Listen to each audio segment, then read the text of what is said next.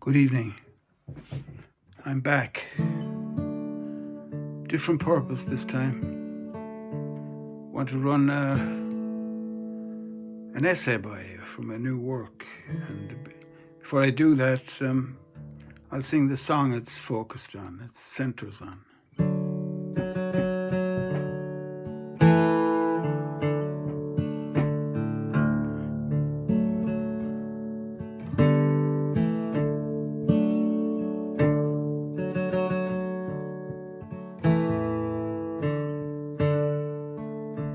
Broken windows and empty hallways, a pale dead moon in a sky streaked with grey.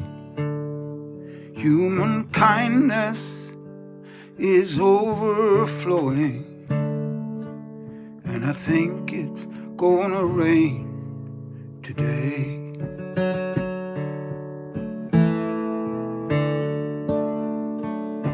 Scarecrows dressed in the latest style, frozen smile to chase love away. Human kindness is overflowing, and I think it's gonna rain today.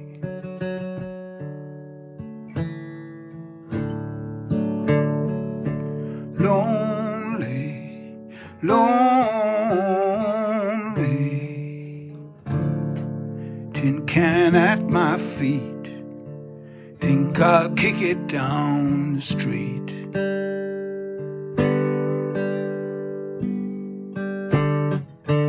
That's the way to treat a friend.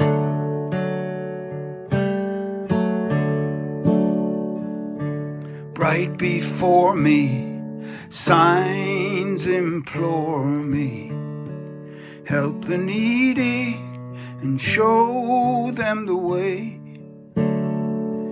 Human kindness is overflowing, and I think it's gonna rain today.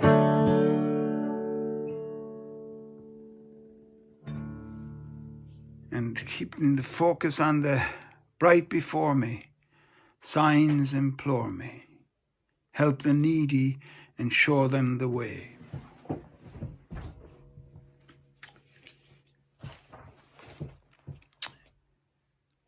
When a band I once fronted, Granny's Intentions, first moved to London back in the 1960s and signed a record deal with Decca Records, we were plied by music publishers with potential hit singles. One of the demos that came our way, possibly the first time it was circulated, was a ballad written and performed by Randy Newman in the Negro spiritual mode, I Think It's Going to Rain. Given the kind of soulful music we played at the time, it's hard to believe we didn't go for the song. But this was probably because we started writing our own material at this time. But by God, looking back on it, what a magnificent song we passed on. I Think It's Going to Rain is one of the finest modern songs written about the need for compassion in our world, with the age-old love message abused so often through stone-dead cliché, resurrected in Randy Newman's unique, ironic way of writing. Irony has possibly never been applied in a lyric to such poignant effect. Randy's soft heart became more encrusted with a harder cynicism after this, and though he has written many fine songs over his long career, even penning the score for the film Toy Story and other films along the way, he never achieved the same level of tenderness in a song again. But with a masterpiece as good as this under his belt, who's complaining? I came upon an online discussion on the meaning of the lyric of I Think It's Going to Rain Today a while back, and wasn't surprised to find a high level of confusion and misunderstanding about the song. Without an awareness of Randy's habit of taking on characteristics in his lyrics diametrically opposed to his own views, it's easy to end up scratching your head while listening to him. In his most humorous songs, you get the picture quickly enough, and more often than not, it puts a smile on your face.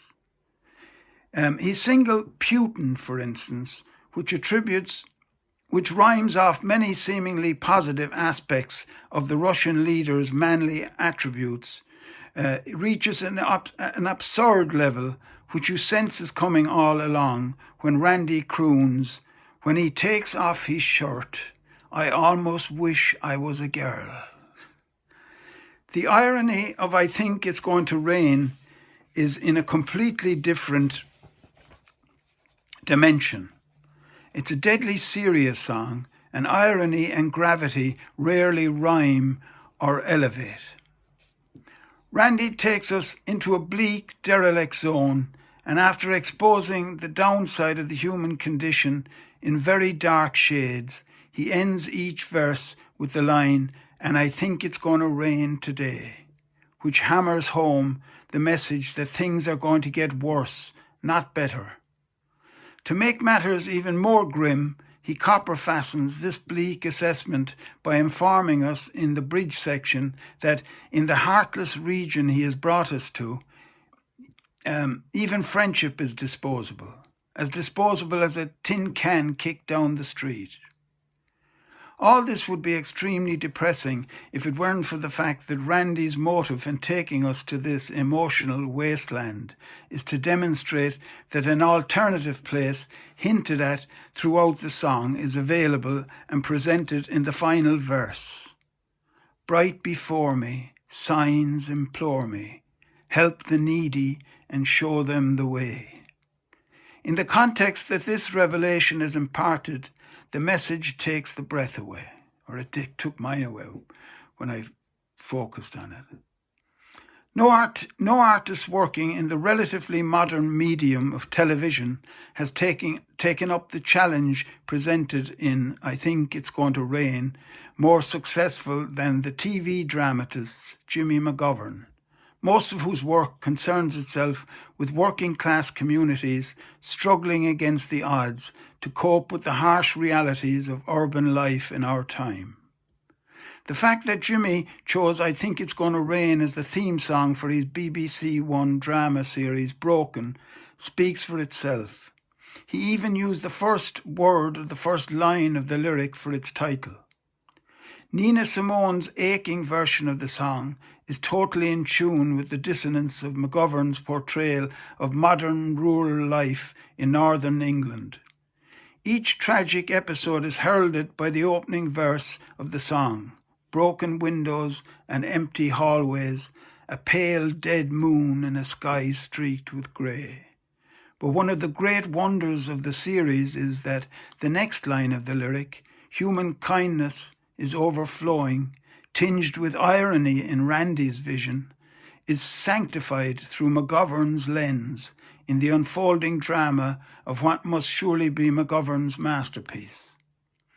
The broken windows may give us a view of some of the most disturbing scenes we're likely to see on modern television, and the creepy hallways and unsettled doors they lead to send shivers down our spines week after week, but we remain glued to our screens nonetheless, because we know that the horrific trauma we're watching is in no way gratuitous entertainment, but essential matter vital for the heart and soul. With a priest at the centre of the drama, played magnificently by Sean Bean, and the Catholic Mass and the Eucharist utilised with Christ's crucifixion repeatedly drawn on throughout the series to heighten the pathos, it's hard to figure out how Jimmy, who's not a believer, took the risk of communion with such an ostracised institution as the Catholic Church as his linchpin. But by God, it works, with the help of Randy Newman's most moving song. My ears always perk up when Randy's voice comes on the radio, though I stopped buying his albums many years ago. The last collection of his that I listened closely to, Sail Away, featured a song that defined his turning his back on faith of all denominations.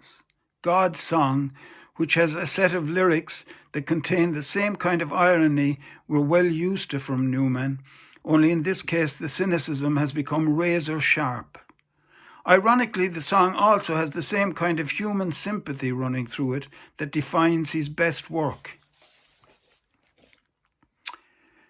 God's song starts with the murder of Abel by Cain, whose brother Seth asks God rhetorically, "If the children of Israel were to multiply, why must all the children die?" God answers chillingly that man means nothing to him, less than the lowest cactus tree in the desert, where traditionally man has always gone to pray and look for God. But man's prayers, according to Randy, are laughed at in the heavens now, and that's why he, God, loves mankind. This mockery of the Jews by their Maker is extended to Christians, Buddhists, and Hindus in the second verse, and catastrophe of one kind or another is the reward for putting their trust in God, who ends by telling his followers that they must be crazy to place their faith in him. But that's why I love mankind. With God's song, Randy puts God in the dock with the skill of a sharp attorney, calling on all his powers of lyrical cynicism, injected ironically with a deep level of black gospel vocal pathos learned from Ray Charles and other Negro singers to get his indictment across with maximum force. But of course, free will is left out of the equation, which is the only line of defense that might be mounted against Randy. But with no faith in the concept of religious free will, Randy would no doubt laugh such an argument out of the court. And in today's America, where faith itself is under scrutiny by some of the leading judges, maybe God himself would be found guilty and go down for a long stretch. It's kind of ironic that one of Randy's less successful works artistically, as well as commercially, Faust, a rock opera at the lower end of a descending aesthetic scale, a parody of another well-known rock musical that no doubt sparked it off for polemical, cynical reasons, is based on a classic comic version of Goethe's most successful drama, Faust, which deals with soul-selling for romantic worldly gain. Though I'm not for a moment suggesting that Randy came to a pact with old Nick in his career, the amount of success he's had since those early days when his publisher was hawking his songs to the likes of my old band from Limerick has been phenomenal. Looking up his profile on Wikipedia, I was surprised by the abundance of accolades he's accrued over the years. 6 or 7 Golden Globes, 16 Grammys, and 20 or more Academy Award nominations, with 2 wins, as well as being inducted into the Songwriters Hall of Fame in 2002. The devil, they say, loves his own. But I guess Randy doesn't have to worry on that score, excuse the pun, for as he doesn't believe in God, I guess he doesn't believe in old Nick either. In a recent solo show of Newman's in the Barbican, broadcast on BBC 4, I was relieved when Randy didn't include God's song in his programme or mention Faust. I was also surprised by the high level of artistry in some of his love songs, many of which I hadn't heard before.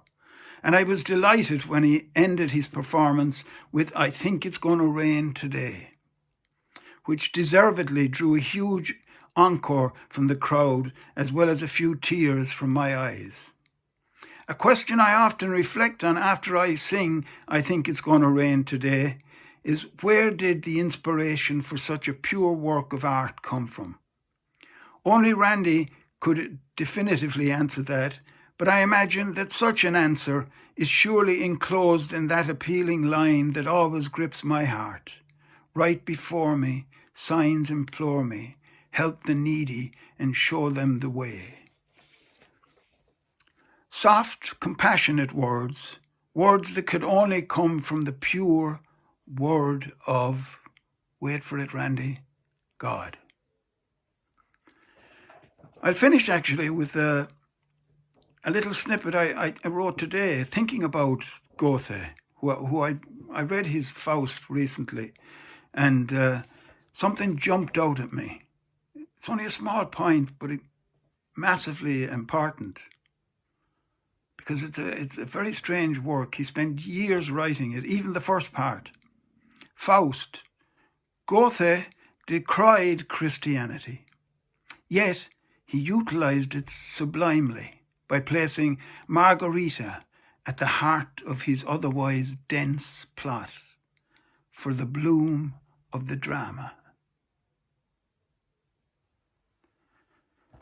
Might come back for next week with another segment from the new work, Modern Heresies.